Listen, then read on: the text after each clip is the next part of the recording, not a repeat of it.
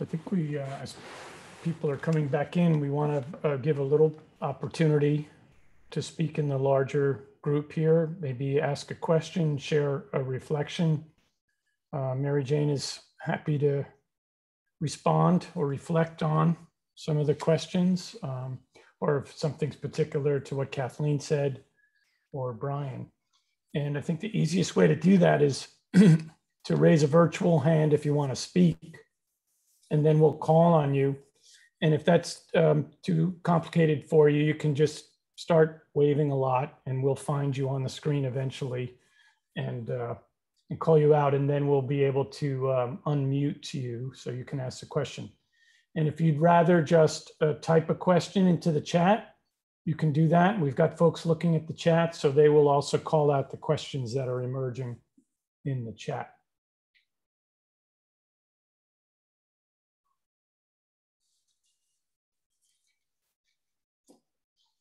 While people are considering some of the questions, Mary Jane, one came up in the chat earlier asking about a specific, trying to locate a specific translator for the German group. But I wonder if you could respond more generally if people were looking to initiate some translations, or how that works, or how we contact the translations group.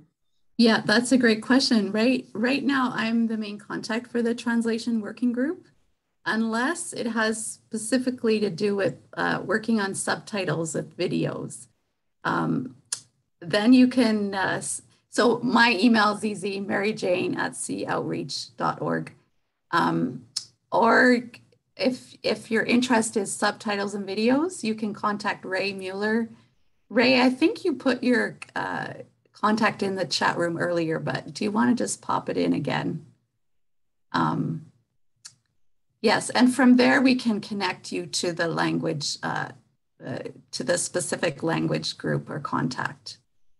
I don't have the name of the German translator right at my tip of my tongue, but we can definitely get back to you by email that way. One that's maybe related to, there was another question too about closed caption options on the screen, and how can we get help with that? This is where my technical ability might have to say. We've got Ray. We've got Ray here too. He might be. I know Ray might even have the answer to that one. It's definitely something I was thinking even ahead of time for this conference, that I believe there are programs that we could look into that could do the sort of live closed caption. But Ray, do you know anything about that?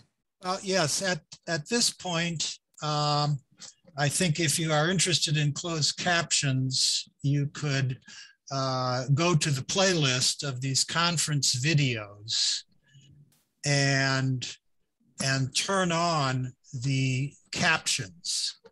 And those will be automatically generated captions by YouTube, so they won't have punctuation. But they may be of some help.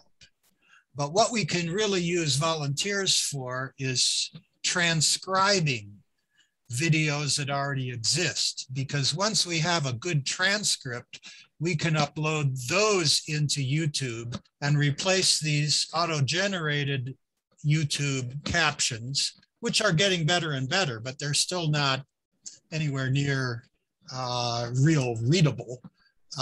We can replace those with much better captions. So that's why we're interested in getting volunteers to help with transcribing. Also, the translators need transcripts really in order to work on subtitling into other languages besides English. Thanks, Ray. We've got a hand raised, the Pat Kathleen duo over there. See if we can unmute you guys. There you go. Just a response, Mark and Mary Jane, to the person wondering about the German translation. And Jim McElroy from St. Louis, Missouri, has been working live, flying over to Germany with the German group. So I'd get in touch with him for the person that wants information. Great, thank you. The German translators and German reviewer of subtitles are George Caldaway and George Mayer. Sorry if I'm mispronouncing those names, but I've sent those names to the person that was chatting about that in a direct message. But we do have a couple translators already involved in German, and they're doing a great job. And but we're always interested in hearing from more that are interested. That's great, Ray. And George Meyer, I think it's Meyer, M-A-Y-R. He's also on the global team.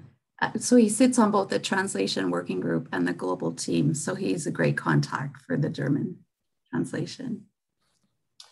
We had a question about inviting youth into centering prayer practice. We actually have a session tomorrow that's going to include some folks who are doing just that. So tune in tomorrow.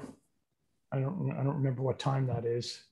But we'll be also hearing from other particular, specific groups that are working with different populations, the prison outreach, younger contemplatives, senior contemplatives.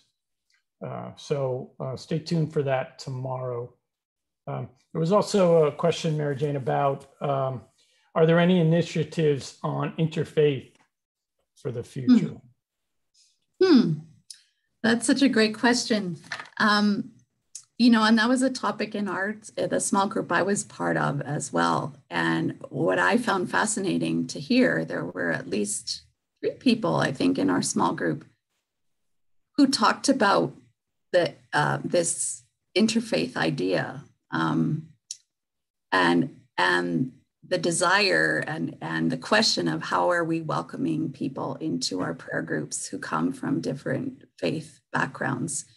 Sort of the idea that the ideal would be to have somebody in each prayer group who is identified sort of as the welcoming person who could really explain the prayer in language that is interspiritual and interreligious, rather than just from a Christian framework. So I definitely hear that it's happening in individual groups. I've heard stories over this past year. I had one person call and ask to speak to me because she was, she's very welcoming of Buddhists in her group, for example, and people from different faiths. And she was concerned, is that okay? Contemplative outreach, I'm like, yes, Father Thomas would be delighted. And so I would say that it's happening in groups and wherever you have the opportunity to be welcoming to people of different faiths and work with that more open language is wonderful. And that's how things will shift within contemplative outreach. We don't have an official interfaith, initiative going on. But I think that's what part of this listening process is. If we hear enough that people want, if you might say, more formal instruction or sort of tips on how to work on that, that's something that we could think about,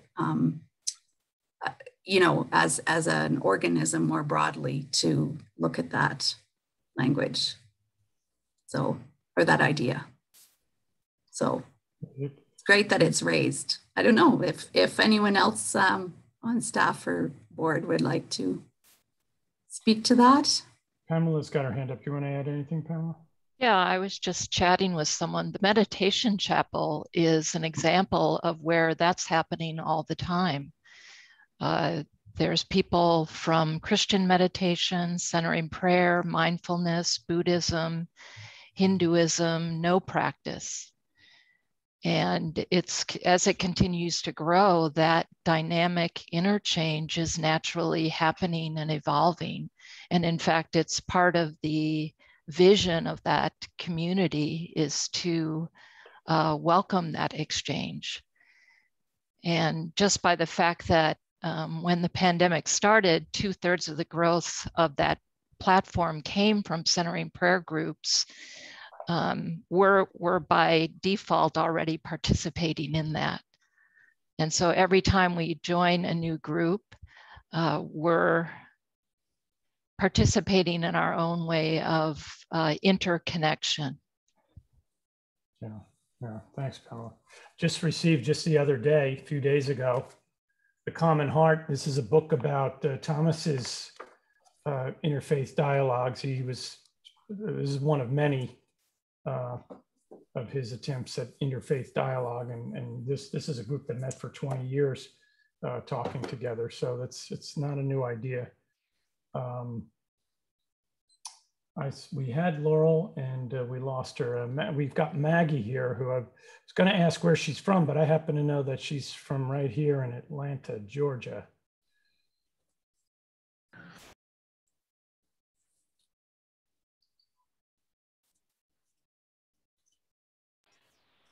Hi, guys.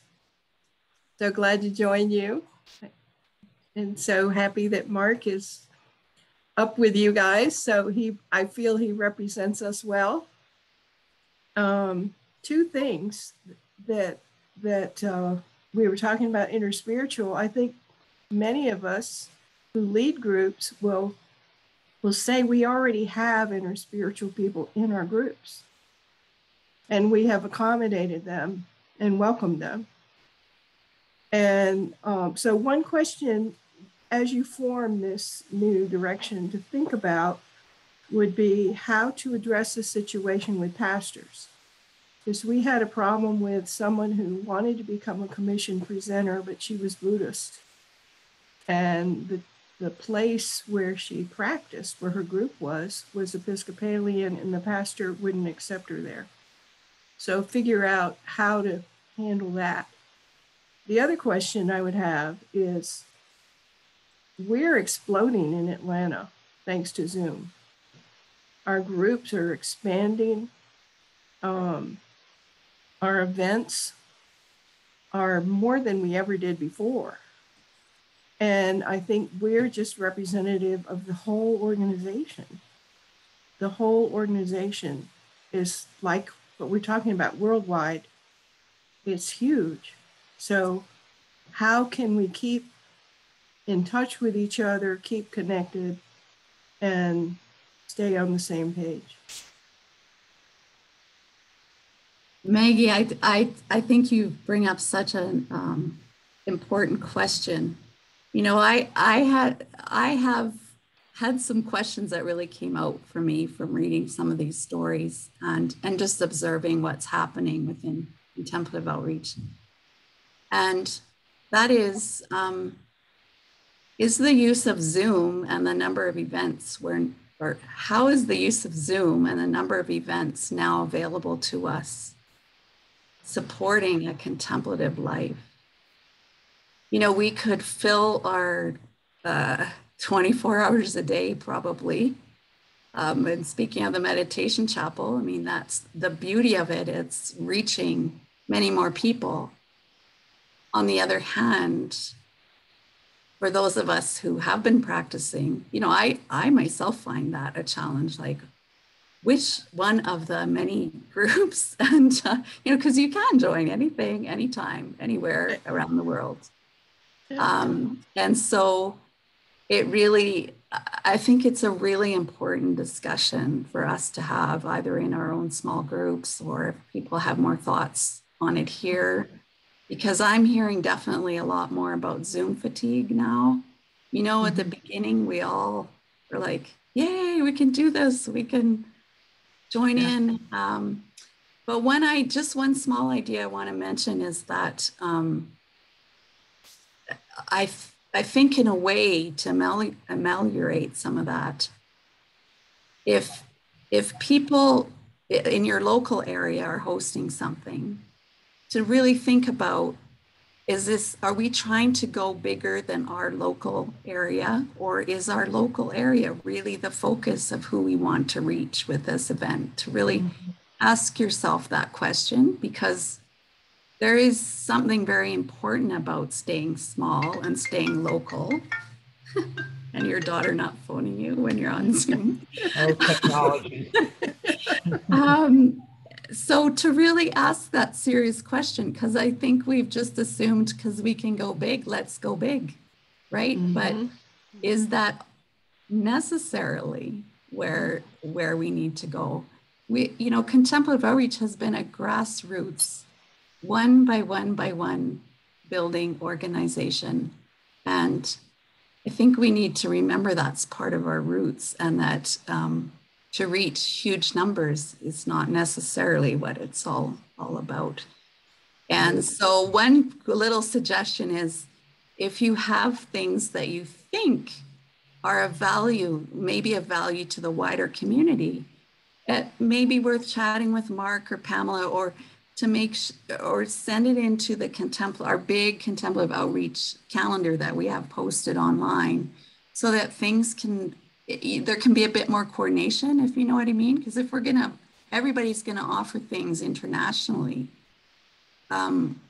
we're all gonna be like double booked on a lot of things, if you know what I mean. So just that little suggestion and the question I think that we need to ask ourselves a bit more.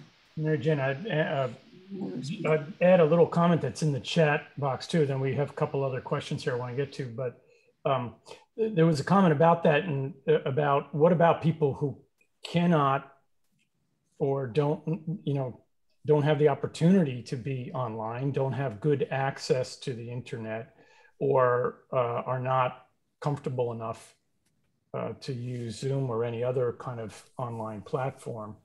And we know that there are a lot of places in the world where that's not as easy to come by or as easy to use. And how do we, so I'm glad you're saying that we're really, it does come down to the local community and sort of keeping our eye on that. How do we get together? I love that photo that you showed about the folks up in New York sitting around in front of the church out on the sidewalk there. Yeah, where there's a will, there's a way. That's one thing we're learning through COVID. Well, let's hear from Kathy. Kathy, why don't you let us know where you're from?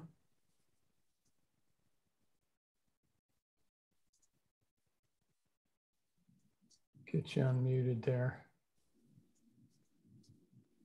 Yeah, I'm calling from Melbourne, Australia, but I'm from San Antonio, Texas, but I've been here because of COVID for 15 months. But I am married to an Aussie, so it's okay to be here with him. I spoke earlier in our small group, but I just wanted to ask if, or to offer that one of the translations we need is an inclusive interspiritual, interreligious translation. But like everyone, as Mary Jane knows, everyone in my group is from an ecofeminist Christian group. And I have to, when we meet weekly, I often have to kind of translate even the bits from the pamphlet, so that not to imply that God is only Father. So, I say Mother, Father, or Sophia God, and I'm just saying all the materials from Contemplative Outreach, even though I've heard Father Keating in person many times say at the beginning of a weekend or something, he'll say, we know God is not only Father, but I know I will use this language, but forgive me.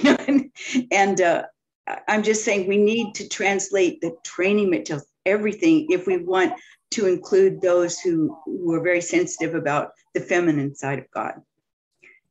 And also in our small group, the more people we have, the less time we have for joys and concerns. So my group is between 9 and about 16 every week.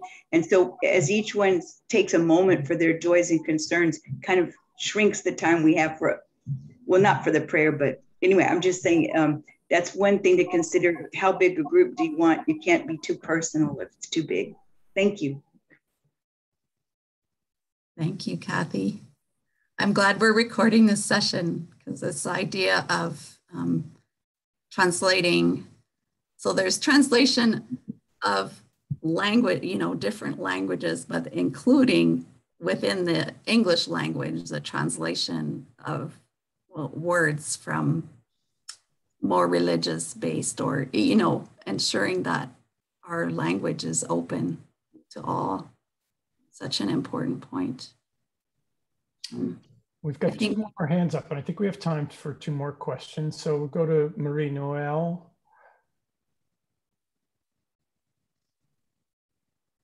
Yes, I am the French originally, and I've been in Canada for 46 years.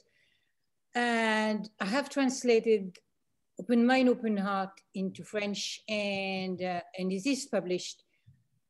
And Intimacy with God is ready, but I'm stuck with the, to find a publisher. Anyway, that's, but I would like to add something else. I would like to make, to become part of the translation group. That's when I am not the coordinator of one region with 33 groups, because that's a lot of work. But that's at the end of the year. So I really would like to be involved in that. And there is another side of another question. A few years ago, or even before that, actually, Father Keating insisted that it is centering prayer, but it's also prayer of consent. And there is also a brochure. I don't have it there. This is only the, I mean, this is the new theological principle, so theological principles. But in one of those brochures, there is centering prayer, prayer of consent. And if I insist on that, is in French, and that's Father Keating who asked that. In French, it's prière de consentement, which is exactly the translation of prayer of consent. Centering prayer, you can find awful things on the internet, and because they don't know what they are talking about. But I am wondering if we could go back to those two, because like I've never heard during this conference, even once, prayer of consent. So. It's interesting question, Marie-Noëlle. I don't know if we. I'm a translator. Yes, when you're translating, these things become very important, and that's why we need more of that discussion, right? Well, in the first edition of Open Mind, Open Heart, which was in 2000, if I remember correctly, I found something like oraison du silence intérieur, you know, things like this, which is what it is. Interior silence, prayer of interior silence. But in the second edition in 2009, I think, he asked to use the prayer of consent, prière de consentement. So that's a good question. We've all heard it, and we'll probably continue to think about that for a while, and it probably will come back up in the translation working group. Thank you. Mary Jane, we have one more question. Rob is here. Rob, do you want to unmute? Let us know where you're from. Yeah, I'm from Minneapolis, the same group that Carol Quest is in. I didn't have so much question, just a couple of comments, and I'll try to keep them really quick. One, I think that centering prayer is a marvelous opportunity to reach out and share with people of other faiths, because it begins and ends, really, in a sense, in silence. And silence is the same, whether you're French or German or Italian or Chinese. And it's also the same whether you're a Christian, a Muslim, a Jew, or a Buddhist, or a Hindu. So if you emphasize that this is a prayer that is done in silence, that's right there. Something that draws people together rather than keeps them apart. And the other thing is that I have a dear friend who is a pagan. He's a priest of Thor. And he asked me once, and I showed him about centering prayer because he knew I was doing it. And I showed him the brochure, and he took it to his room and read it, and he said, yes, that's the kind of meditation I do. So there is, I think, much more that we have in common than keeps us apart if we just emphasize what we have in common and don't worry too much if we can maintain the integrity of our practice. Of course we can. That's all.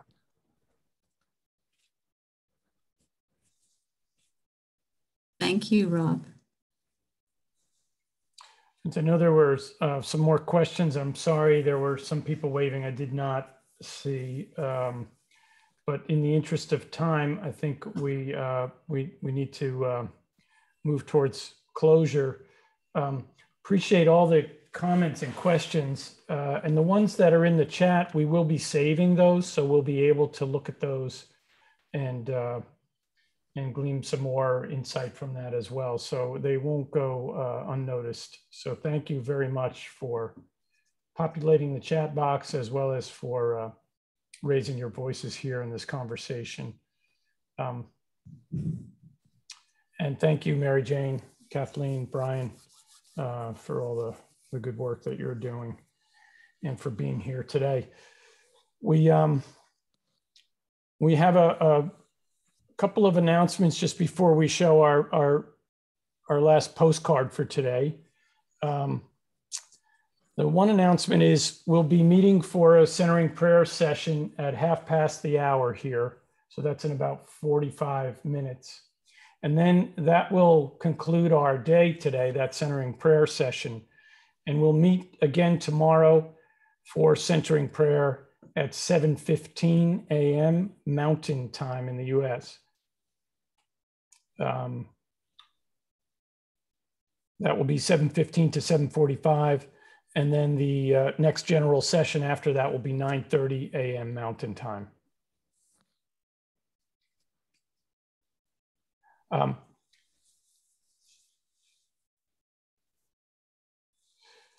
Now we have a postcard from Iceland, and it's very nice that we're going to see the folks in Iceland, because following the postcard we have a very short chant that one of our community members in Iceland will be doing for us, Bylja. So she'll introduce herself on the video and then do this wonderful chant and invite all of us in to chant with her, so that we might just end the day with a sense of communion together, as well as a nice gentle chanting that we can just trail off into silence, and we can enjoy our evening or morning or afternoon and wherever we are. One thing about this postcard from Iceland, it came with a note for us to have a little more information. So it's just a few sentences I want to read for you. That the song that's in this postcard is an Icelandic folk song, the beginning of an evening prayer that Icelanders have sung for many generations. If you watch closely in the video, you can see the volcanic eruption in the distance through the church window. So pay attention. And the singer in this video, Erla, is an active member in the centering prayer community in Iceland. So this is a beautiful, personal, and very artistic postcard that we're delighted to share. And immediately following it, we'll hear from Bylja, who will lead us in a chant.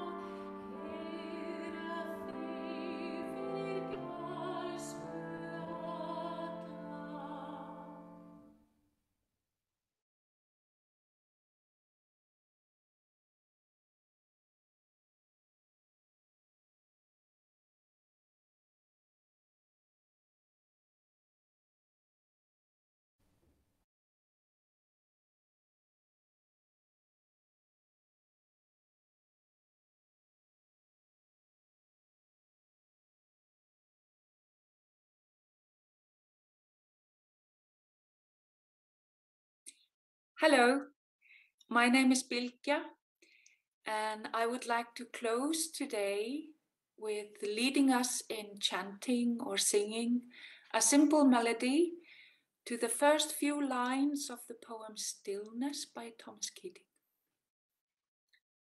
Please join in whatever way is best for you, by singing out loud, inwardly, or by listening with your heart. The text is on the screen, so you can all join in. But before we begin, let's take a moment of silence.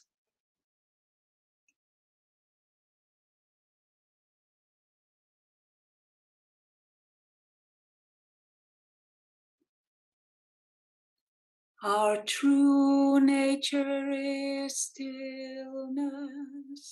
the source from which we come. Our true nature is stillness, the source from which we come. The true nature is stillness, the source from which we come. It manifests itself within us as a rising tide of silence. Our true nature is stillness, the source of which we come. Our true nature is stillness, the source from which we come. It manifests itself within us as a rising tide of silence. Our true nature is stillness, the source from which we come.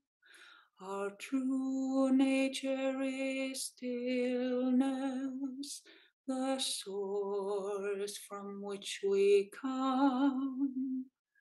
Our true nature is stillness, the source from which we come.